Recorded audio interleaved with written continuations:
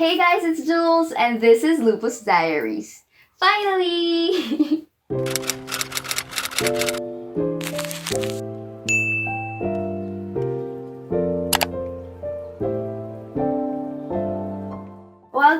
Welcome back to our channel. My name is Jules, and I have lupus nephritis. As you can see from the title, this is already the 17th episode of Lupus Diaries, and that's crazy. And for this episode, we are finally answering the question, is coffee bad for lupus warriors? But before that, please make sure to click the like and subscribe buttons to show your support. We post new videos every Tuesday at 4 p.m. So go ahead and click those buttons so you won't miss our videos. Ang dami sa inyo nagme-message sa akin kung pwede ba sa atin ang kape. Is black coffee better? Is brewed coffee better? At kung ano-ano pang questions related sa kape. And we're going to answer your questions through the power of research. But sometimes we get a little bit biased when doing our research. We tend to favor the links that show good answers, the answers that we want, but in reality, meron din links na nagpapakita ng mga answers na ayaw natin. Because of that, we are going to divide this video into parts para mas masagot ng maayos yung katanungan natin. Kasi let's be real, ako talaga may gusto malaman kung pwede ba sa akin yung kape. Is coffee bad for autoimmune disease? This one article from the website newsmedical.net broke down the components of coffee and correlated their effects to autoimmune disease. I won't be going through them one by one because there are a lot of scientific technical terms. But the conclusion is, over the past several years, various studies have demonstrated that the consumption of coffee has positive effects on the immune system. Nevertheless, daily caffeine intake should not exceed 400 milligrams per day in adults and 200 milligrams per day in pregnant and breastfeeding women. They listed all the references in the article, and I listed all of my references in the description box below.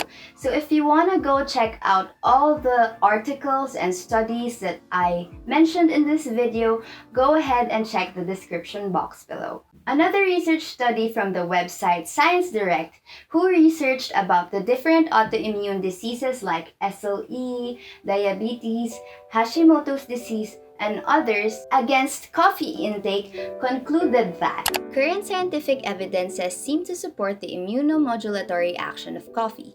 While the biological role of caffeine and polyphenols on the immune system has been investigated, there is a dearth of studies concerning the other bioactive compounds that can be found in coffee. From a clinical standpoint, the association between coffee and autoimmune diseases appears to be disease-specific. In a number of diseases, coffee and caffeine intake seems not to affect the risk of disease development.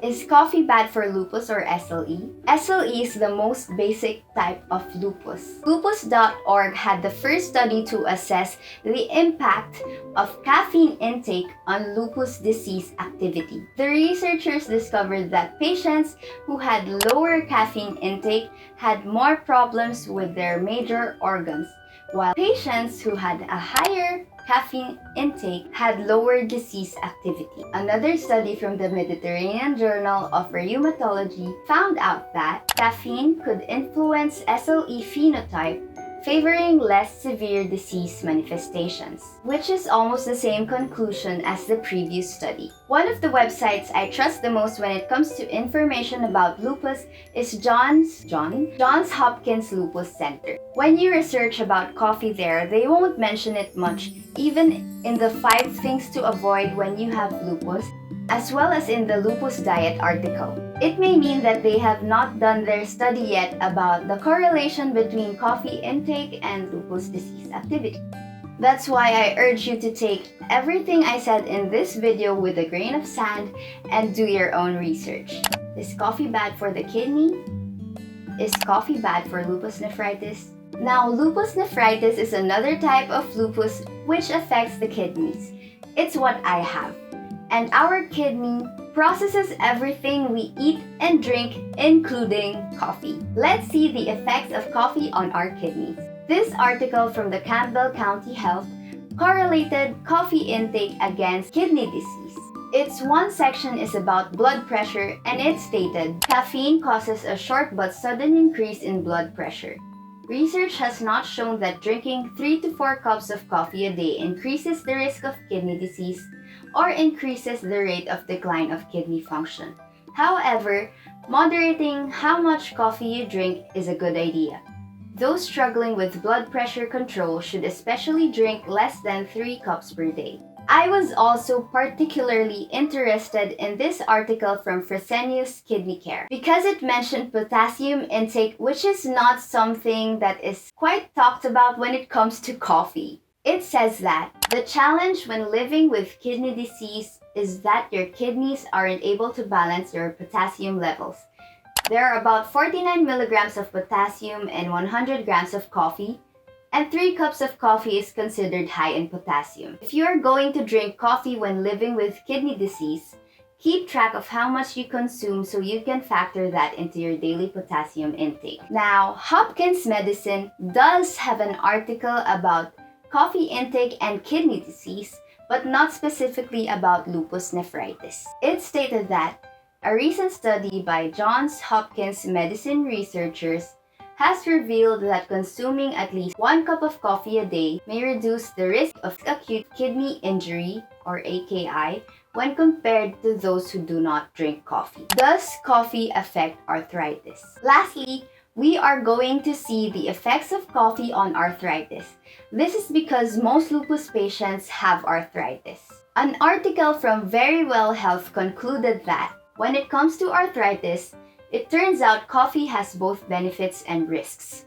Risks and benefits vary depending on the type of arthritis and whether you drink caffeinated or decaffeinated coffee. Another article from the Arthritis Foundation stated that research shows coffee also has antioxidant polyphenols. That means coffee can help fight free radicals in the body which cause cell damage. The link between coffee and increased risk of rheumatoid arthritis and osteoporosis is debatable. Some studies say coffee increases the risk while others do not. Tips. In general, the best rule of thumb is to drink coffee in moderation. No more than 1 or 2 cups of coffee a day. Watch your caffeine intake and be mindful of coffee and espresso drinks that are full of whipped cream and syrups that cause calories and sugar levels to skyrocket. So to wrap it all up, if you have SLE, you can look into drinking small quantities of coffee because it somewhat helps fight inflammation. If you have lupus nephritis, you can also drink small amounts of coffee, but 3 cups is already too much because of its high potassium. Make sure to take count of all your potassium intake for the day. Maybe it's best to stick to 1 to 2 cups of coffee a day. If you have arthritis, you need to determine what kind of arthritis you have because for some it's risky and for some it's beneficial. But since there's a general rule, you can get away with your cup of coffee in the morning. Now we know the answer. Somewhat. It's up to us if we want to continue drinking small amounts of coffee without sugar or cream, or if we want to stop drinking it completely. And like all lupus cases, it differs from patient to patient, so just listen to what your body tells you. I hope you learned a lot from this video. If you did, please leave a like, subscribe, and share this video to your family and friends to help spread awareness about lupus. Thank you so much for watching till the end, and I'll see you in the next one. Don't forget to love you. Bye! The research...